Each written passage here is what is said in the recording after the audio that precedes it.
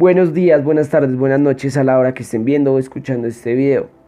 Bienvenidos a esta breve explicación sobre la materia oscura. Mi compañero Nicolás Fernández y yo, Joan Camilo Carmona Hernández, les vamos a hablar sobre este concepto y sus derivados. Comenzamos. Antes de hablar de materia oscura, necesitamos tener claro cuál es el componente principal de esa materia. Ese componente se denominó energía oscura. La cosmología, el estudio de todo esto, del origen y evolución del universo, fue como la encargada de denominar todos estos conceptos de los que les vamos a hablar. En el último milenio quedó claro que la expansión del universo se estaba acelerando. Este descubrimiento, como cualquier otro descubrimiento grande, fue galardonado con un premio, tema aparte. Antes de esto, los astrónomos creían que la expansión debería estar ralentizada. Se bajaron los efectos de atracción mutua en las galaxias, pero sin embargo parece que el universo contiene algún componente adicional.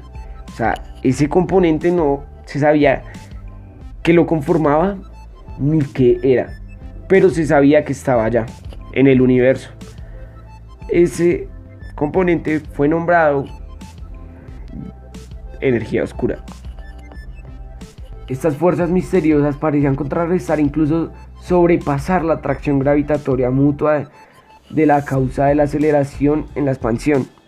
O sea, era algo muy lento esta expansión, pero se sabía que esto indicaba que nuestra comprensión de la gravedad, como la conocíamos por las teorías o la teoría planteada por Einstein, estaba demasiado incompleta. No sabíamos nada sobre esto, porque esto contrarrestaba todos nuestros conocimientos. ¿O es que nuestros conocimientos estaban mal? No lo sabemos. De todo esto, de toda esta expansión ralentizada, surgió una nueva teoría. No había expansión. Esa expansión era algo muy tonto. Lo que pasaba era que todos estábamos en constante movimiento.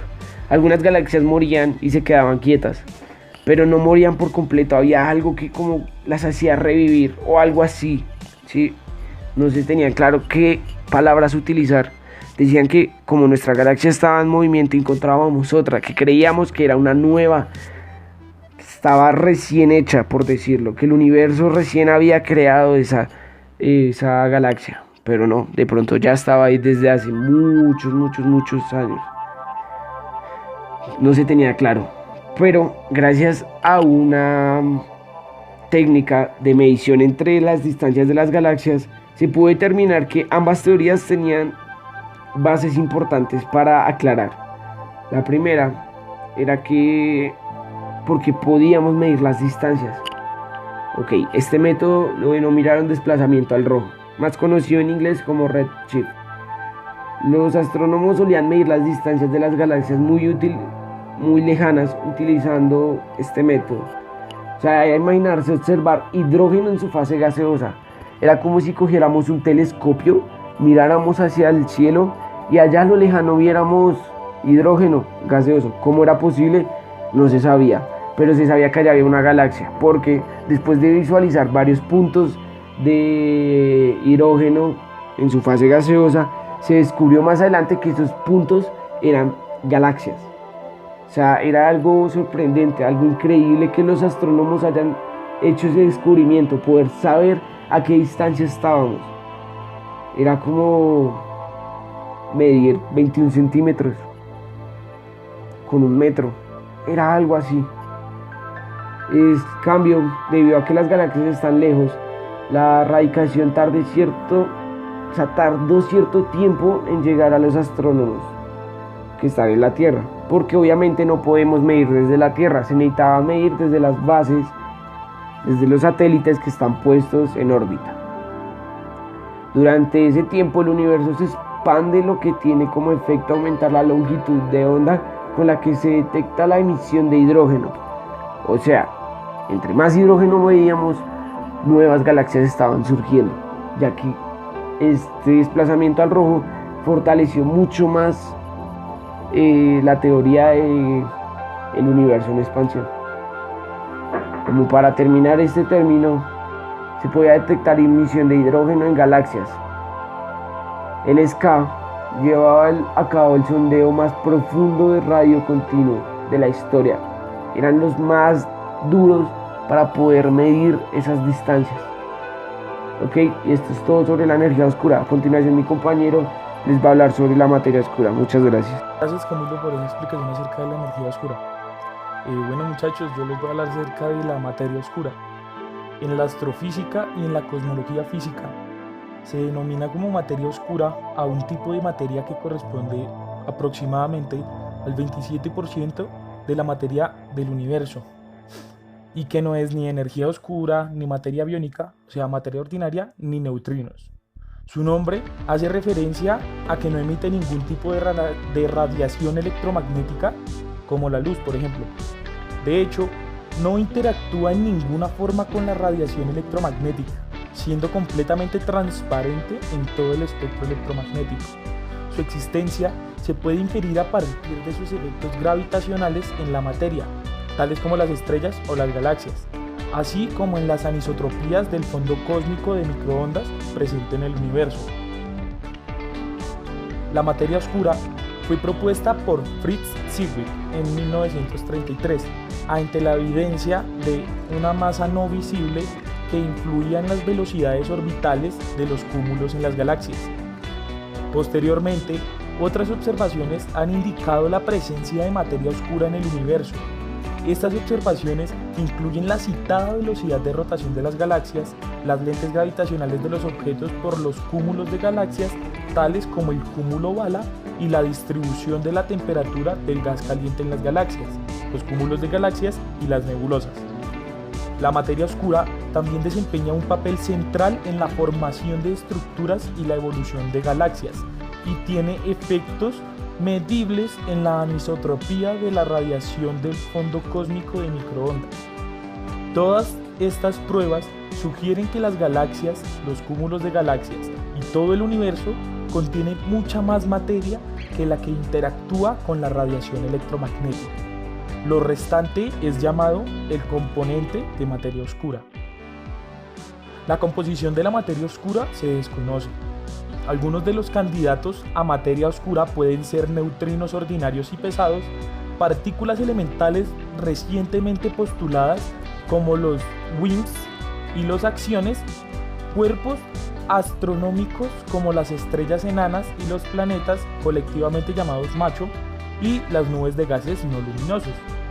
Las pruebas actuales favorecen los modelos en el que el componente primario de la materia oscura son las nuevas partículas elementales llamadas colectivamente materia oscura no bariónica.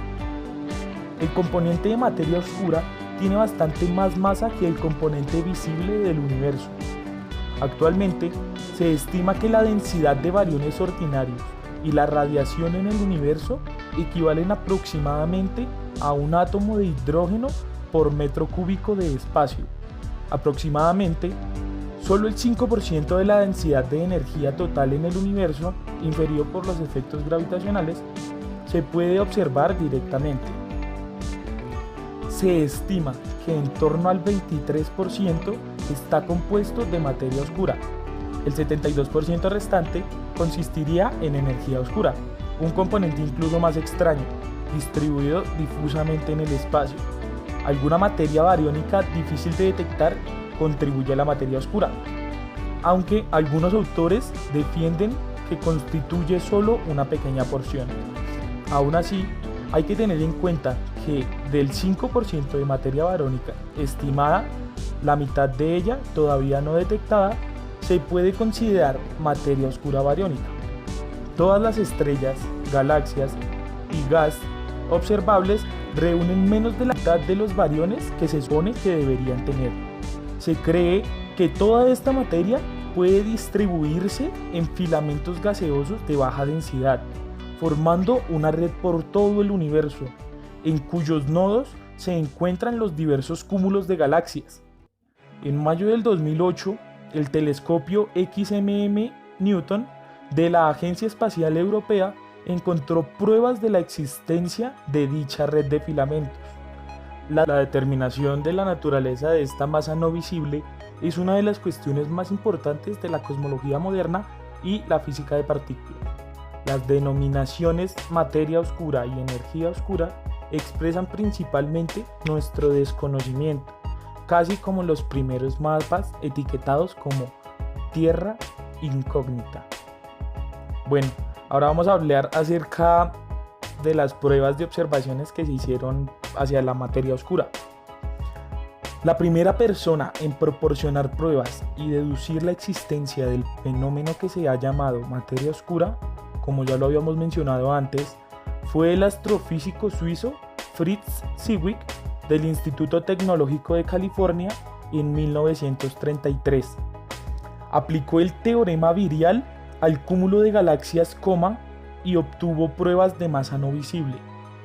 Zwick estimó la masa total del cúmulo basándose en los movimientos de las galaxias cercanas a su borde. Cuando comparó esta masa estimada con la estimación del número de galaxias y con el brillo total del cúmulo, encontró que había unas 400 veces más masa de la esperada. La gravedad de las masas visibles en el cúmulo era muy poca para tal velocidad orbital, por lo que se necesita mucha más. Esto se conoce como el problema de la masa desaparecida. Basándose en estas conclusiones, Zwick dedujo que tendría que haber alguna forma de materia no visible que proporcionaría suficiente masa y gravedad constituyendo todo el cúmulo. Muchas de las evidencias de materia oscura provienen del estudio de los movimientos de las galaxias. Muchas de estas parecen ser bastante uniformes, pero lo que el teorema de Virial de la energía cinética total debería ser la mitad del total de la energía gravitacional de las galaxias. Sin embargo, experimentalmente se ha hallado que la energía cinética total es mucho mayor. En particular, asumiendo que la masa gravitacional se debe solo a la materia visible de la galaxia, las estrellas alejadas del centro de la galaxia tienen velocidades mucho mayores que las predichas por el teorema de Virial. Ahora vamos a hablar acerca de las curvas de rotación galáctica.